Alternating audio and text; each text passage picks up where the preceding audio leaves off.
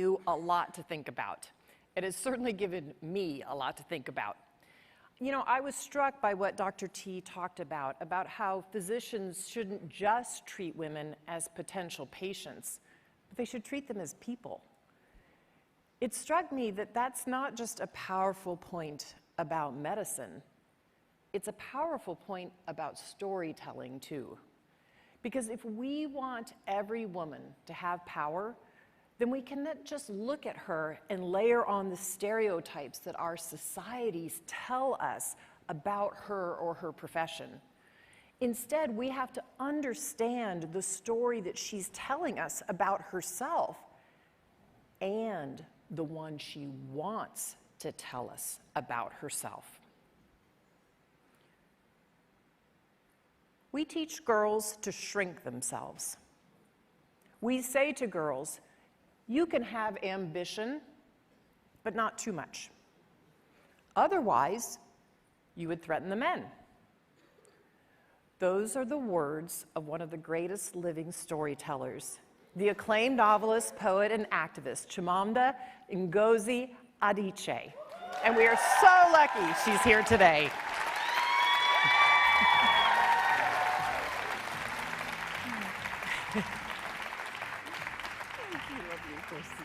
Thank you. So Chimamanda and I met during the COVID-19 pandemic on Zoom for the first time. That's true, yes. And I had no idea what that was going to be like. Obviously, I knew about you. And I would say we sort of connected right away. I don't know if that felt that way to you. Yes. And you know, one of the things that I think I've admired about you for a long time, as well as many of my peers, is how you write the truth about society. Can you talk a little bit, maybe just take us back a little bit and talk about the story of your mom, and I'm going to get to your writing, but the story of your mom and her importance in your life and that of your siblings.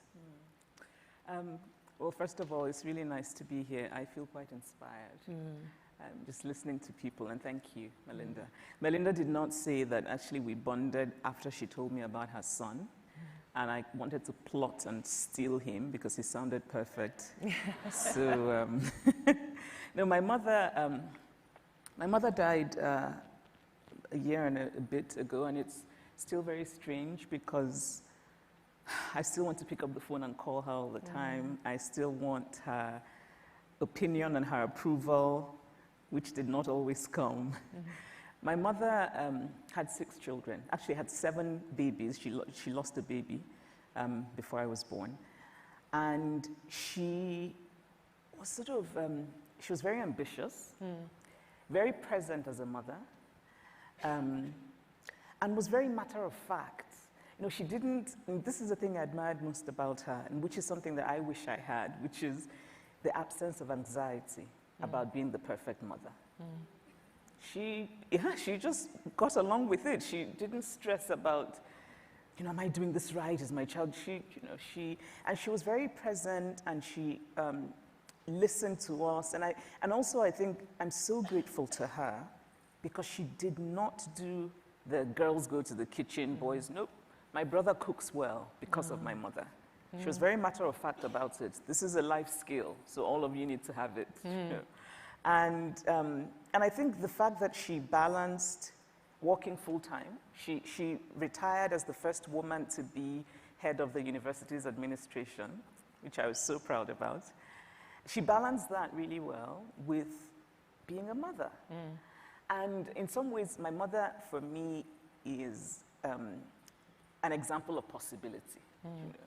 And also an example of what I'm learning to believe, which is there's no such thing as perfection, you know. And that when we tell women you can have it all, sometimes I think we make it too shiny, and it doesn't have to be. You know, my mother was, you know, wasn't perfect, but she did really well, and 6 of us, you know, maybe except for me, have turned out really okay. You think she would be okay with what you do? You know she's more than okay with what you do. I mean... Talk a little bit about, I mean, you've had this unbelievable career in writing, you know, both storytelling, a poet, an activist, And you talk about in one of your essays that, you know, people create culture. It's not culture that create people, it's people that create culture.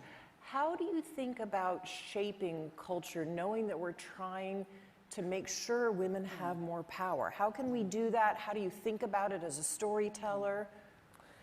Oh, I think about that a lot. I mean,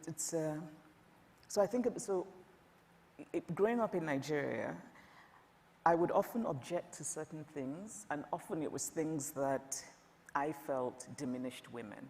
So I'm very proudly Igbo. I love my culture, I love the language, I love, you know, my history, but there are many things I quarrel with in the culture, and all of those things really are the things that diminish women.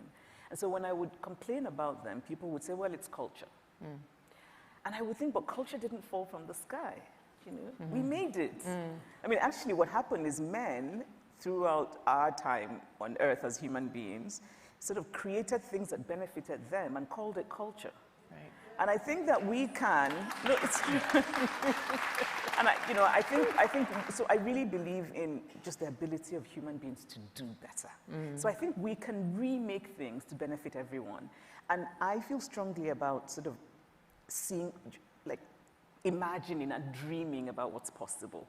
So when I write, and also when I speak, I try to imagine, well, what would it be like if we didn't have, in the name of culture, to diminish women? What would it look like if we fully accepted that women are human?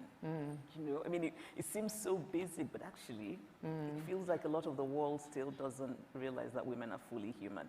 And so when I write stories, I'm trying to, I think, present different possibilities, but I'm also not interested in fantasy. So I don't want to pretend that everything is fine and all women can be perfect and have it all, but just to find ways to, you know, create characters that hopefully will inspire young girls to say, that's somebody I can be like, you know, I can push back, I can say no.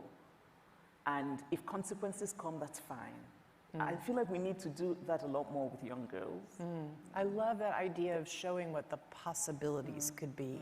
We had the Prime Minister of Barbados spoke this morning, and she talked a lot about, you know, how we've made progress in the world in these high-income countries, but how we don't give those possibilities to lower middle-income countries. And so I think we have to create the world we want. Yes. And I'm curious, Melinda, so I'm very curious about your work. And you know, I was telling you how I just think it's really cool that you do the work. So I follow things and I'm like, my God, she's where? You know? So your foundation thinks in a very global way about gender inequality. And it's interesting because, I mean, there isn't one answer for everything, right? So I think that the things that would work in the US might not necessarily work in Nigeria or in Kenya. Or in India. So I'm curious about, you know, some of your thoughts on what's that been like? What have you observed?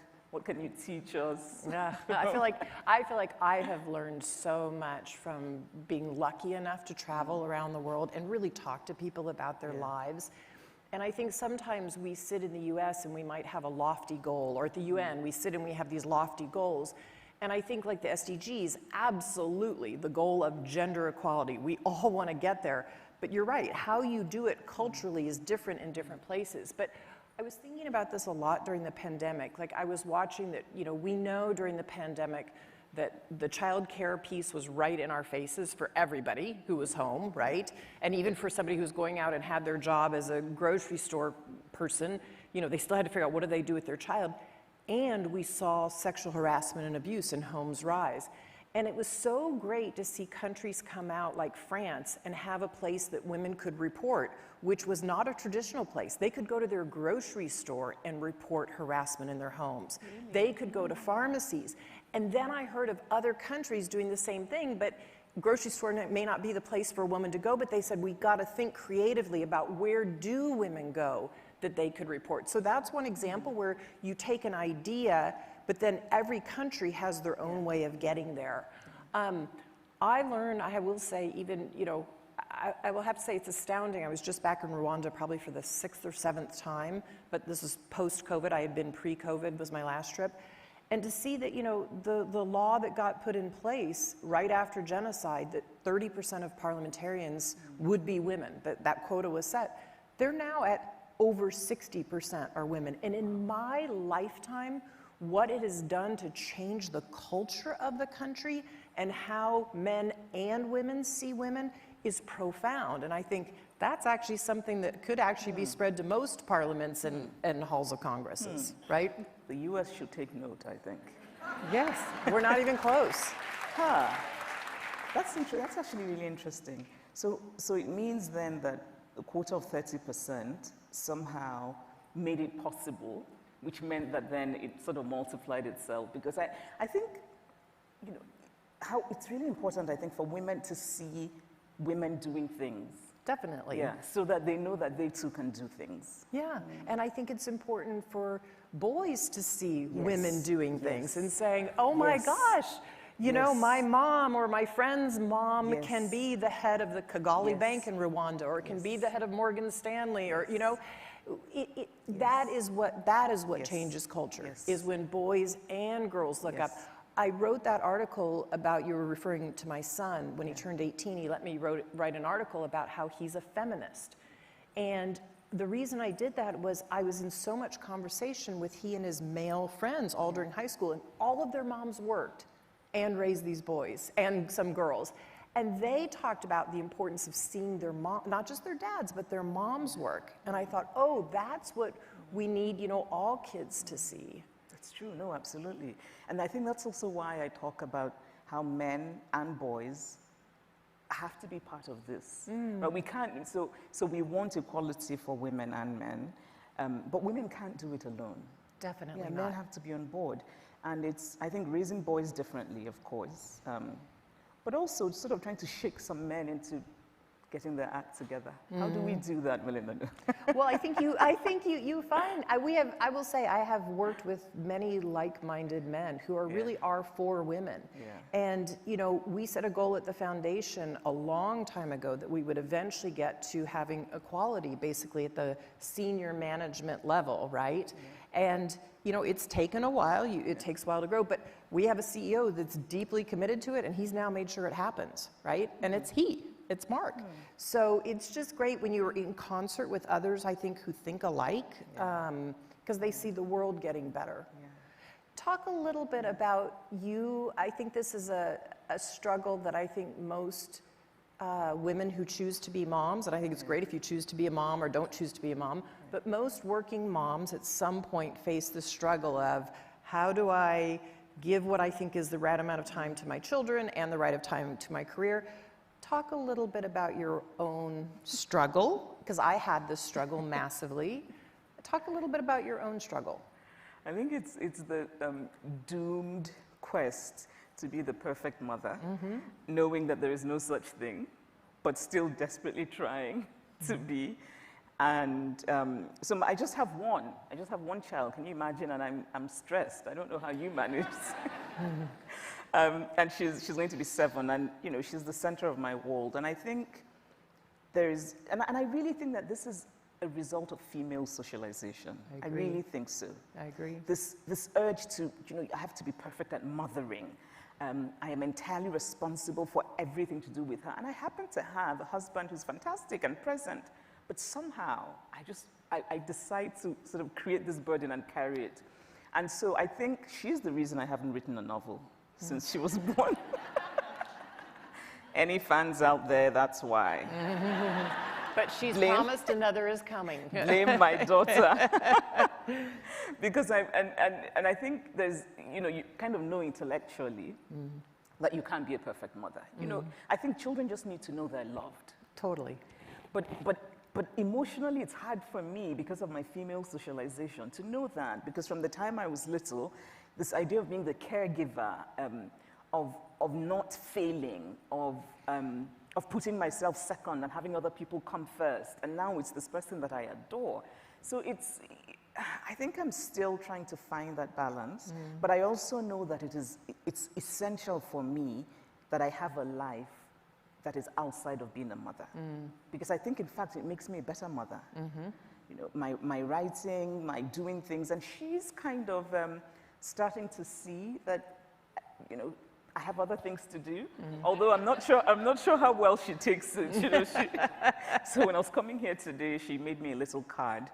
And then I said, I'll take it with me for good luck. And she said, don't lose it, Mama. So she's already starting to bully me a little. Our kids help us grow, right? They do. Yeah. But I think it's something that many women really try and struggle with. And lately I've been telling myself to look at my mother and even my grandmother. You know, women who did things. My grandmother traded, she had 8 children, she had a store, she sold fish, she was active in the church, she did things, and she was a mother. And I don't think she was perfect at any of those things, but she did them well enough. And I try to keep that in mind as kind of a guide. Yeah. And you've been such a powerful storyteller. What has it meant to you as personally, to be able to own your power as a storyteller and tell the stories? And why do you think stories are just, you know, so important, the possibilities? But what has it meant to you to be a storyteller? I don't know. I can't even imagine my life without writing and storytelling. It's the thing that gives me meaning. Right? But I think, of course, I'm a woman, and I think it's different for women because, and this is a lovely quote from Mary Beard about how there is still, all over the world, a very strong cultural need to silence women. And so often, and I notice this a lot in Nigeria, that when I say something people don't necessarily agree with, they don't want to engage with the substance. Their response is shut up. You know, so this idea of using a voice, my female voice, my woman's voice is so important to me. And you know, from the time I was a child, in some ways I think that my choosing to write is my rejecting silence. That silence that is imposed on women. You know, that idea, don't speak, don't really express how you're feeling, you know. And I think from a young age, I just thought, no, I'm going to speak, I'm going to use my voice. And also, I'm very much aware that consequences come with it. But I think I'm okay with that. And that's the thing I want to tell young women. Don't stop because you're worried about what's going to happen if you do. Do anyway, right? Because, you know what, someone's going to dislike you, so what? Dislike them back, you know? No, honestly, and I think, you know, and even just showing things like anger, right? That lovely woman who spoke about her child saying, Helen, yeah. Yeah, about her child wanting to change her skin color, which I really just empathized with. You know, but it made me, when she was talking about race, it made me think about how women in general, women are judged very harshly when they show anger. But when black women show anger, it is catastrophic. You know, that becomes, right? That becomes the thing that they're known for their entire, I mean, it's awful. But I still say to black women, we have to keep showing anger. One day it will become ordinary because we're human. So I think, yeah, I mean, so for me, storytelling is really, yes, about that voice. It's so important to me. God gave me this voice, I will use it. And using it, I think one of the things that I find most, the thing that makes me happiest, really, about my work is when a woman says to me, reading you or listening to you made me speak. Wow. It makes my whole, like, it makes me so happy and hyper. It's the best high. Wow. Yeah, because you're teaching women to use their voice and to speak. I think we find that in so many places in the world. I mean, even we talk about this in, you know, settings in the workplace.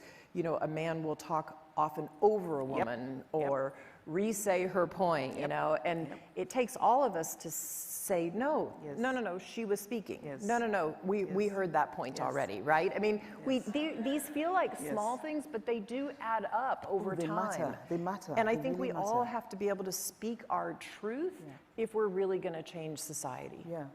And in that kind of setting, what you said about speaking over the woman, sometimes when the woman says, hey, I was speaking, somebody says, oh, she's being a bitch. Yeah. So she gets labeled for insisting on her space. And I think that sometimes holds women back. But I really think it's important for us to be willing to take on those consequences. Because that person who has that attitude is really silly and is inconsequential.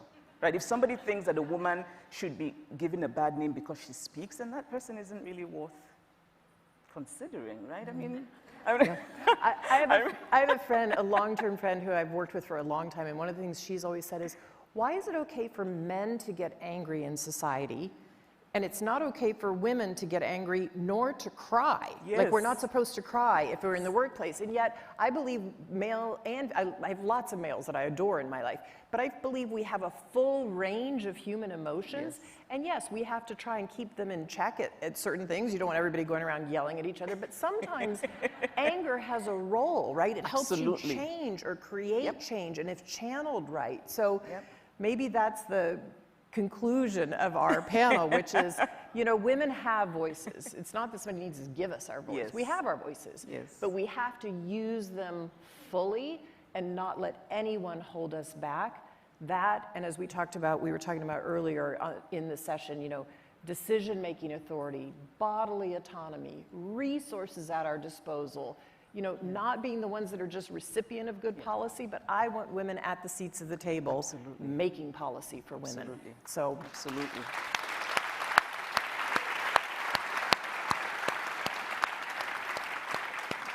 Well, at this point, I want to say thank you, Chimamanda. She made a huge effort and trip to come over and be here at Goalkeepers, despite having a 7-year-old and a writing career. So let's give Chimamanda a big, warm welcome. Thank you.